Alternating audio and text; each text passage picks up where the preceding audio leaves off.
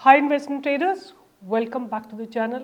And आज बात करेंगे मार्केट में क्या हुआ। अभी मार्केट एक्चुअली क्लोज नहीं हुआ है, 324 हो रहा है। आज थोड़ा जल्दी वीडियो बना रही हूँ मैं, बट दो इम्पॉर्टेंट न्यूज़ ने आज मार्केट को इम्पैक्ट किया और उन दोनों न्यूज़ के बारे में बात करेंगे और उन न्यूज़ से रिलेटेड मुझे क्या चीज़ में स्ट्रेंथ दिखाई दे रही है उसके बारे में बात करेंगे।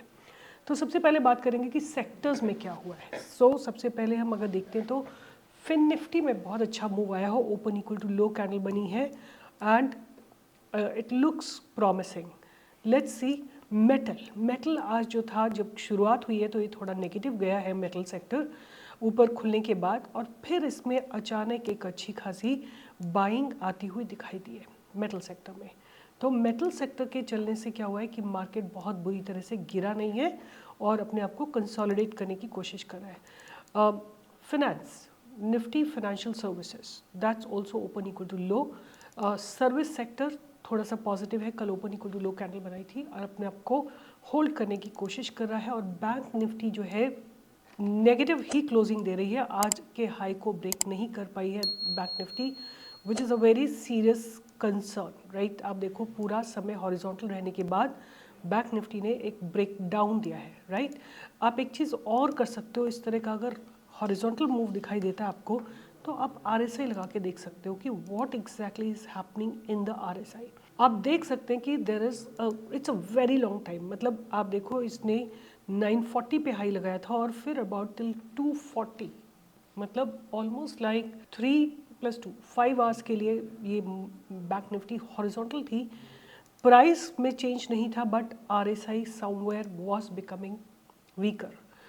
उसके चलते जैसे ही ये सपोर्ट इसका ब्रेक था, एक बहुत अच्छा और वॉल्यूम्स एंटर किए थे, we had a very very good entry, but since I don't give trade in Nifty bank Nifty there was no mention about it.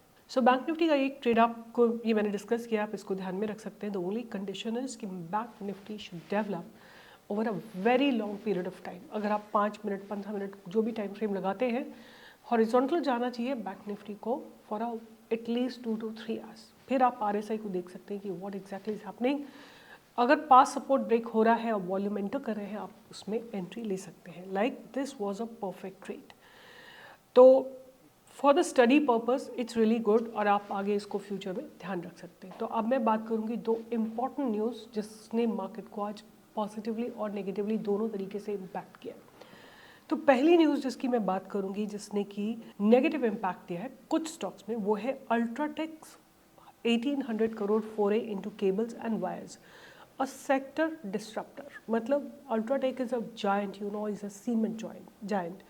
Now they are entering into cables, right. Cables और जो poly vinyl के pipes होते हैं उसमें entry ले रहे हैं। तो इन्होंने किस किस स्टॉक पे बहुत नेगेटिव इम्पैक्ट दिया है?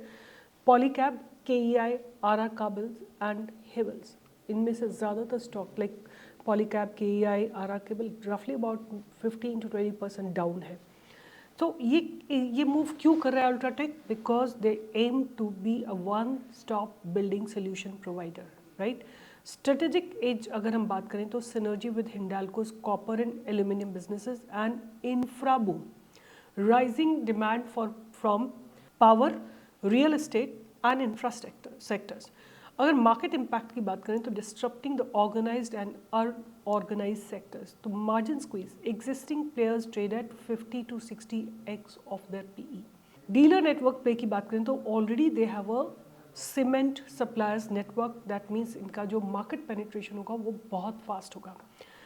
इंडस्ट्री ग्रोथ की बात करें, अगर हम इंडस्ट्री साइज की बात करें तो यह है करीब $21 बिलियन। अगर मैं आपको एक बिलियन मोटा मोटी तौर पे बताती हूँ तो रफली अबाउट आप 8,000 करोड़ लेके चल सकते हैं। तो ये करीब 1,60,000 करोड़ की कंपनी है का मार्केट साइज है इस बिजनेस स्पेस में।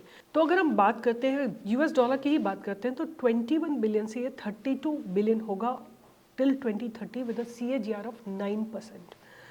अगर हम ब्रांडेड ग्रोथ की बात करें तो 61% से 70, मतलब क्या होता है कि जब कोई घर बन रहा होता है तो लोग कोशिश करते हैं कि ब्रांडेड मटेरियल ही लगाएं। अगर हम बात करते हैं कि ब्रांड की ग्रोथ कैसे होगी तो वो होगी from 61% to 74% to 80% by year 2027। जो, और ये हम ग्रोथ कैसे प्रोजेक्ट कर रहे हैं, हम देख रहे हैं पीछे क्या हुई है ग्रोथ ब्रांडेड पाइप्स की और वायर्स की। तो 61% से 74% हुआ है ईयर 24 से लेकर 23 तो, और ये प्रोजेक्ट किया जा रहा है till 27 the growth will be about 80%। तो अल्ट्राटेक की स्ट्रैटेजी क्या होने वाली है? UltraTech 1800 crore plant in Bharuch Gujarat ready for December 2026। Revenue target इनका रहेगा 7000 करोड़ का with a margin of 10 to 12% and target segments will be residential, commercial and industrial. अगर हम फाइनल टेक की बात करें तो UltraTech's entry reshapes the sector, increasing competition and margin pressure, can it dominate like cement और स्ट्रगल लाइक पेंट्स। तो एक बार चल के देखते हैं कि आज इसने किस तरह का डिस्ट्रप्शन किया। तो सबसे पहले आप आर काबेल को देखिए, तो बहुत बुरी तरह ये स्टॉक गिरा है, almost like nose dived, right, the stock almost nose dived. उसके बाद आप देखो Polycab, right, Polycab hugely under stress। और see what I really want to emphasise here कि हम लोग को शायद बहुत देर में पता लगती है कोई भी न्यूज़ जब वो एक्चुअली आ जाती है, but a lot of players have a lot of inside information and that is reflecting in the price as well. KEI को देखो आप, KEI they have also fallen today aggressively। In fact तीनों ने सिमिलर पैटर्न दिखाया है। और अगर आप देखते हैं अल्ट्राटेक को तो उसमें भी काफ़ी अच्छा खासा करेक्शन हुआ है आज की डेट में। और उसका रीज़न सिंपल सा यही है कि जब ये कंपनी अपने किसी बिजनेस को एक्सपैंड करेगी तो कहाँ से पुल आउट करेगी? पैसा इसी बिजनेस में जो इसका सीमेंट सेक्टर है उससे पुल आउट करेगी और दूसरे कंपनीज में दूसरे सेगमेंट्स में लगाएगी। तो hence UltraTech also corrected today. Anyway that was one, right. दूसरा जो मैं आप लोगों के साथ इम्पॉर्टेंट न्यूज़ शेयर करना चाहती हूँ वो है आज की डेट में कि RBI's big move which is NBFC stock search, should you invest. तो इस पर मैंने पूरी रिसर्च की है आज क्या क्या हुआ और कौन से स्टॉक अभी चलने के लिए तैयारी कर रहे हैं। पहले पूरे इस न्यूज़ को समझते हैं। तो RBI has cuts risk weightage on bank loans to NBFC from 125% to 100% and this will be effective from April 1st 2025।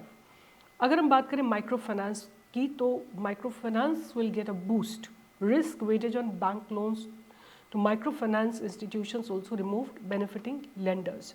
अगर हम बात करें तो बैंक्स को भी इससे बेनिफिट होगा और जो बैंक्स बेनिफिट करेंगे bank of Baroda, PNB, federal bank, SBI, HDFC, Kotak bank etc. But this nothing helped today Bank Nifty to hold.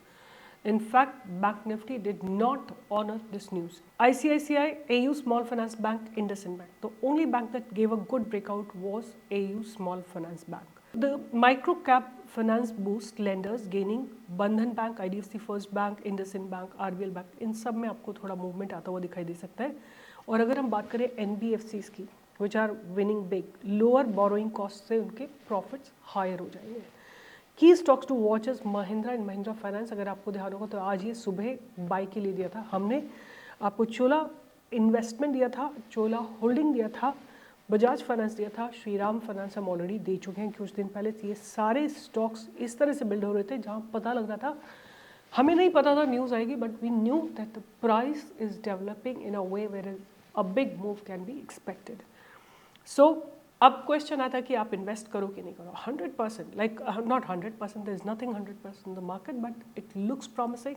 NBFC sector looks promising. Wait for market to stabilize and you will get very strong entries। तो आपको याद रखना चाहिए कि अभी जो है NBFCs में फेवरेबल कंडीशंस है, strong demand plus lower cost, मतलब कि growth prospects will be higher।